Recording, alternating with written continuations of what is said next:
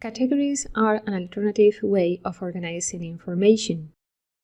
Here we have several folders, each one with various contents.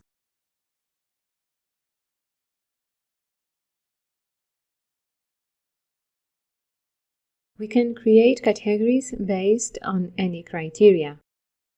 Here we have as examples categories by departments, type of documents,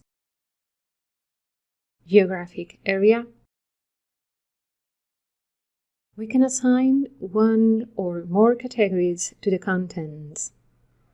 We can search them by name or by browsing.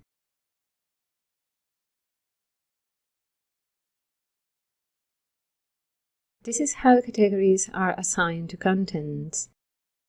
The categories offer us alternative navigation through the repository.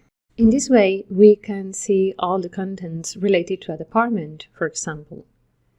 The contents can be located in different parts of the taxonomy, information that we do not have to know by heart.